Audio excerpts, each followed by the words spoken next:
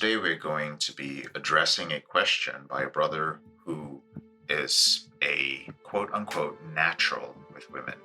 And this would be relevant to those of you who haven't really had any issues with dating women or being intimate with them, sexually or otherwise, but you've also had a problem with pornography. In our group, he was a little bit hesitant to share. He felt that it would be coming across as bragging when he said that for most of his adult life, he hasn't really had problems dating women, but he does have a compulsive problem with pornography. And his question, which I will paraphrase because it was long, was that since he has joined the implementation program and learned how to control his behavior with pornography, he feels as if it has increased his ability to attract women in the real world. And he feels that he's becoming quite compulsive with his thoughts about these women. When he speaks to them, he feels that it's so much easier for him to get them to go on dates with him. In fact, the words he used specifically were he said, I feel like it's so much easier to talk women into sex. He also mentioned that it seems that I could sleep with anyone. But most importantly, he feels that he may be trading one addiction for another.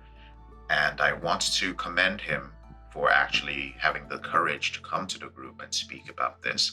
First of all, he was fearful of judgments because there are a lot of men who view pornography because they don't have access to other women, or they've never allowed themselves to develop the skill set of being naturally attractive. The first thing is, well, thank you for sharing that. And secondly, yes, it is possible for your behavior with women to become a replacement for pornography. It is rare, I must admit. It's more common among men who are already natural with this.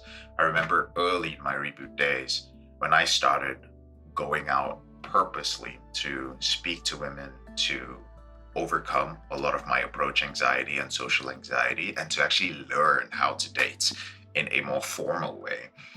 There were a lot of people who looked down on me.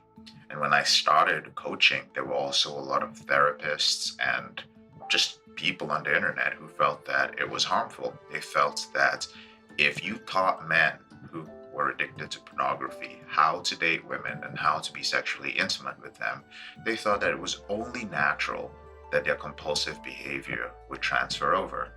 And that is very rare. It is very rare, especially for men who were not natural with attracting women in the first place. Remember, your behavior with pornography is a process addiction.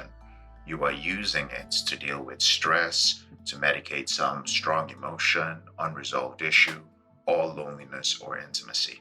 In rare cases, men who are naturals may find in the early stages of their reboot, when they start controlling their behavior with pornography, that they have the option of replacing it with sex.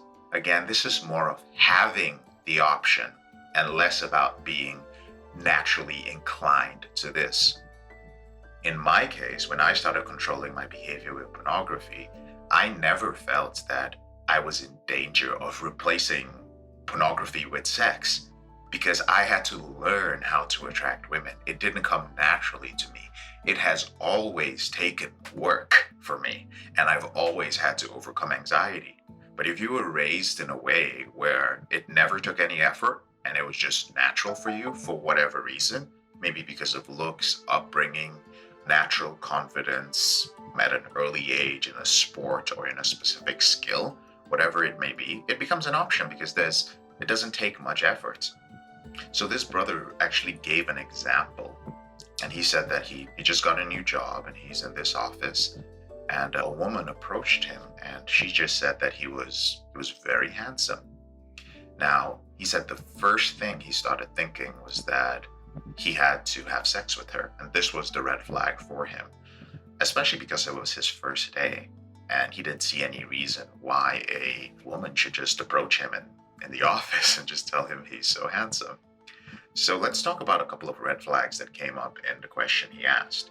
The first one was when he mentioned talking women into sex. That's a red flag because we do not teach you at any point in the Porn Reboot system or in the Dating Reboot program to talk women into sex. So the moment you start thinking that, it means that there is no intimacy. You see sex as something to be gained, and it's something that you conquer people to get it. Like, I've got to sell my way into getting it, as opposed to just being myself, being attractive, being engaging, being charismatic, being interesting, and naturally eliciting a consensual response in a woman, not talking women into sex. So that's a red flag. He mentioned that it seems like I could sleep with anyone, and he mentioned a few statements like that. When he tells himself, it seems like I could sleep with anyone, like it seems like I'm so powerful, it seems like the powers of, the semen retention, guys, and sexual transmutation, like retaining my seed is making me more attractive. What you often end up doing is subconsciously seeking validation for your behavior. So you're saying, like, you know what, because I'm staying off porn, I'm being granted this ability to be more attractive to women. So that's a good thing. While it may be a good thing to experience within yourself, if it starts putting you in a place where you ignore intimacy and you start believing that you could just have sex with anyone you wanted and you could talk women into sex, that's a red flag. So it's a red flag that it is possible to end up doing that compulsively. In his case, a woman said that he's handsome. Now, it's not a big deal if a woman says you are handsome, but what is a big deal is the fact that something in his mind gave it meaning. And in this case, he specifically mentioned that it was day one at his new job. He also mentioned that it must be something to do with his self-care and staying off pornography. Again, that's a red flag. A woman said, "You're handsome." Fine, you're handsome. The moment you start equating it to staying off pornography, it doesn't do much for you. Because in this brother's case, he's already good with women. It would be completely different if he was a brother who had already been struggling with dating. Yeah, you can equate it to that. So instead of wondering what happened, my suggestion is for this brother to stick with his instinct and actually ask himself, is this healthy behavior? And if you're a listener to the podcast, I recommend the same. Whenever you stay off pornography and you start noticing, which does happen, that, oh my goodness, it seems as if I am so much more attractive to women, I am so much more driven to talk to women, ask yourself, is it healthy behavior? Is it normal to quote unquote talk a woman into sex just because she finds you attractive? Ask yourself, why is my brain so focused on obtaining only sex from women? Why is it so focused on mainly the sexual confidence that I get from rebooting? Are there no other benefits, perhaps? And why am I so concerned that this behavior is compulsive? Also ask yourself, are the thoughts that I'm having about talking women into sex or being sexual with women, are these thoughts compulsive in nature? My suggestions are also to, number one, set boundaries with sex if you find yourself in this situation. So what are the only situations that you'll allow yourself to have sex? And a good guide in general is to seek intimacy before sex. We have a program called the Dating Reboot program. And one of the things that differentiates it from other dating programs out there is that we emphasize the importance of intimacy first. That is always going to be the first filter. If I'm not intimate, I'm not going to engage in sexual behavior. It's that lack of intimacy that drives men to seek certain things. When you are getting with a girl on OnlyFans, or you are getting with a escort or a prostitute, there's no intimacy there.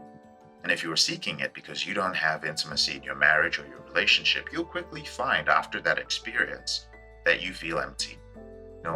Men sometimes say, oh man, I don't want to date casually because whenever I have casual sex, it makes me feel empty. Yeah, it makes you feel empty because you were never taught to seek intimacy first. If you were seeking intimacy, perhaps you'd not be having as much sex as you think you would. So sex will usually be the first thought, of course, but make your criteria finding something interesting about the woman first. Be curious about her humanity. The second thing would be get bigger goals. When you are staying off pornography, You have this energy, yes. You have this energy and this focus, and in this case, it is going towards women and sex. But realize that you also have an opportunity to take advantage of this newfound confidence. You can squander it on casual sex, or you can make something of this new season of your life. There is nothing wrong with having sex on a regular basis, even with different women. But if your mind is prioritizing sex over your other goals in life, then that's a red flag, always. And finally, dialogue with your addict. This is something we teach within the program. Identifying your subpersonalities and dialoguing with them.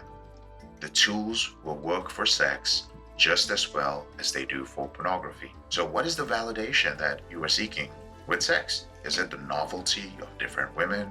Is it your natural sex drive? Yes, some guys have a higher than average sex drive. Or does this just feel the same as your behavior with pornography, but just with women in real life? Those are examples of a few prompts that you can give your subpersonality when you begin the dialoguing exercise. Now, those of you who are listening who have no idea what that is something within the Porn Reboot system that we teach. I don't want anybody to get lost. But yeah, if you are a brother who is well, I call it a natural with women already, and you've started controlling your behavior with pornography, and you feel like that energy and that compulsiveness is being channeled towards sex, then these are a few things that you can do to control that and ensure that you don't go down the route of sex addiction.